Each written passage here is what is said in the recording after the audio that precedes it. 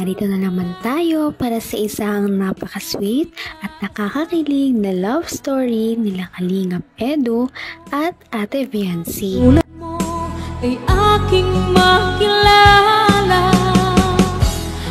Para sa pagpapatuloy ng ating love story ay pumunta ang Kalingap team sa isang lalawigan kung saan ito talaga ay pinakasikat.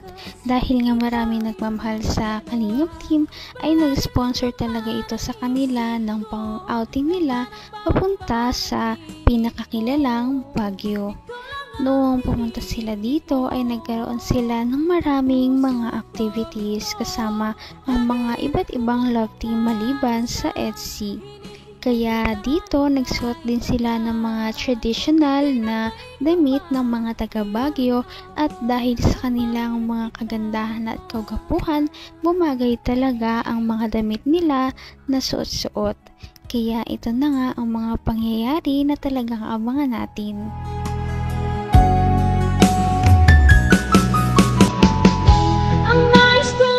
Ayan,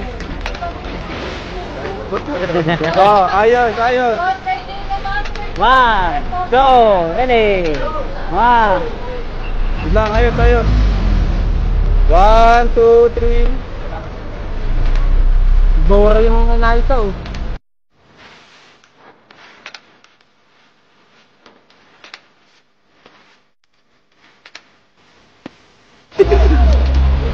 Tara, tayo lahat. Ay, meron tayo ganito. Nandito ni Kuya Jens! Kuya Jens! Thank you, Kuya Jens! Uy, meron ako. Ay, grabe. Meron tayo. Lahat! Hey!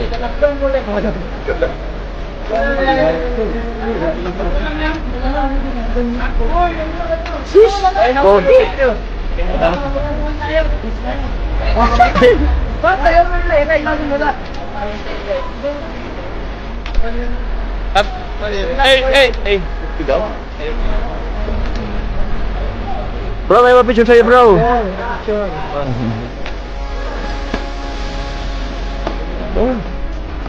Saan po sa Bicol? Hey! Ay, sa ating bayan, mga kabayan!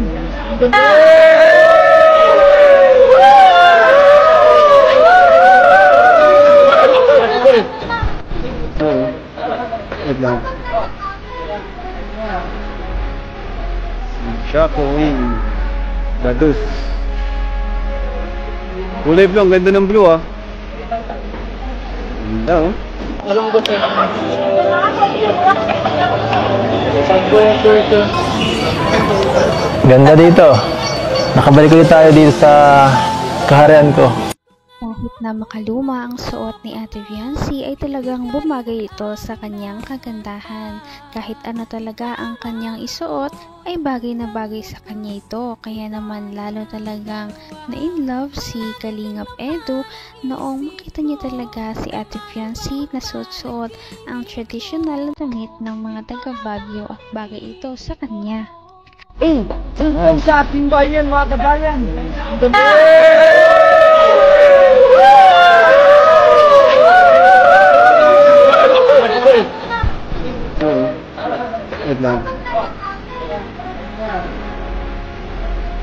Shako Wing Badus. Kulay blue, ang ganda ng blue ah. Ganda oh. Anong ba ito?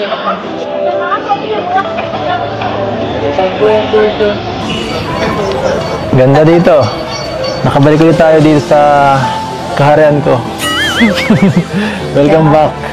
Ikaw po yung naasunaan, makakabalik tayo dito. Same. Dati iba no? Wala pa tayong ganito. Mas maganda ngayon. Mas maganda to, partner. Welcome. Dati dito, nandito tayo. Diyan pa ako nang pinapansin. Wala pang tayo nun, EDSI. Wala pang EDSI. Hindi ko pinapansin. Ha? Yeah. Upo ka. Upo muna tayo, ang pagod. TikTok na lang po tayo. Hindi ako nagtitiktok. Pambabae yun eh. Ano ba, hindi po ah. Marami na ako nagtitiktok na. Ha? Eh, TikTokat. Napipilitan konti. Hindi ako sanay pag maraming tao eh. Alam mo, pag titinginan tayo dyan, Ano niyo po yan?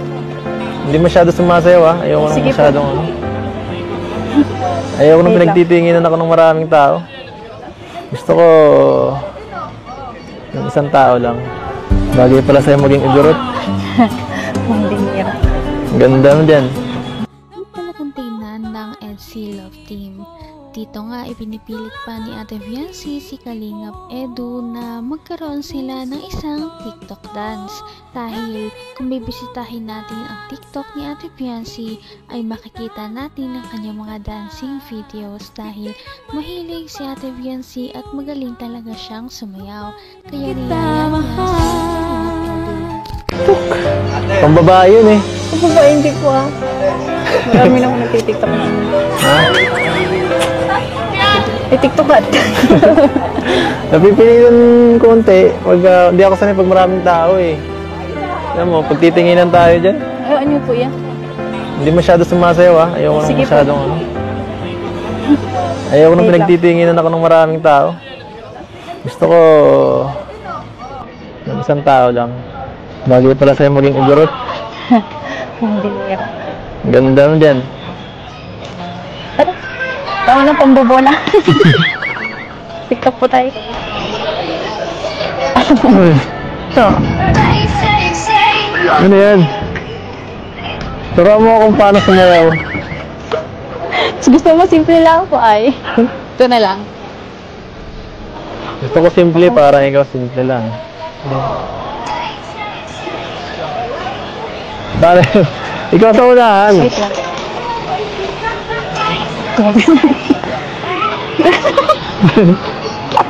Ano? Ganun. Ganun? Ganun lang. 1, 2, 3, 4. Yan? Bing! Ganun. Ito po muna. Wait! Uy, Ta-na-na-na-na-na. Sorry. Tapos 1, 2, 3, 4, 1. So, ganun na lang po. oh, wait. Tapos, ganun ulit. Ulit. 1. Dito po.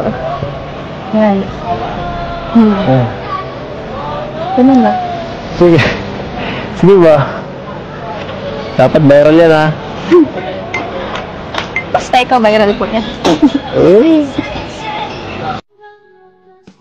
Siyempre, hindi naman talaga nakatanggi si Kalingap Edu sa request ng kanyang wifey. Sila ay sumayaw ng mga TikTok dances na makikita ninyo sa official na account ni Ate Viancy sa TikTok. Nag-e-enjoy din naman silang dalawa kahit sabihin ni Kalingap Edu na ayaw niyang sumayaw ay halatang na-enjoy niya ang kanilang pagsayaw. Abot kamay na kita.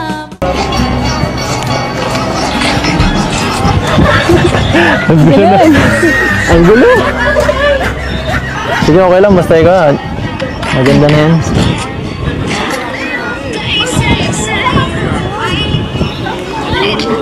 Ano? Ano?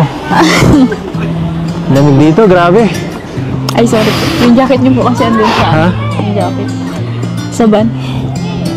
Iniwan ko. Okay lang. Imunita na po ako. Lalamig ka kasi. Ikaw kasi, hindi ka nag-jacket. Kaya... Hindi, manipis eh. Tapos naka-crop top ka pa. Hindi yan pan Baguio eh. Hindi ka naman native dito. Dito tayo sa di ka pa sanay. No. Iwan ka na lang mga kasama mo. Ang ganda po dito sa karian niyo. Oo. Gusto mo Ano dito? po dito tumira? Gusto mo dito tumira? Joke lang. Gusto ko pa rin po sa bahay. Sa bahay? Sa kila mama. Malay mo. Miss ko na. Hindi mo ito ka. Magkano mo? May gusto ko pang puntahan? Nalibot mo na to? Hindi po. Hindi pa? Pero naano ko muna po ba ito nung una? Ayaw nga, no? Nalibot na po namin nila, nila Melka po. Sayang wala. Kaya nga po, sayang wala sila ng po. Kasi po. Saya ka? Bakit? Nakabalik po ulit dito. Nakasama po ulit. Nakasama ulit tayo sa Tapos birthday. may mga bago pong angels. Kasama. Oo nga, no? Sinong pinakaya mo sa kanila? Wala po.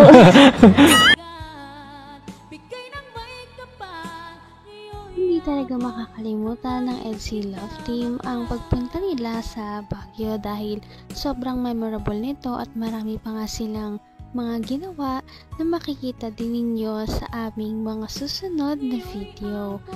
Sana ay marami pang mapuntahan ng EDSI Love Team dahil nakakatuwa silang panoorin. Napaka-sweet talaga nila at napakabait ng tambalang ito kaya maraming sumusuporta. Kaya naman, sana ipatuloy natin silang suportahan at mahalin si Viancy, si Kalingap Edu at ang Kalingap Team. Yun lamang at maraming salamat sa panonood.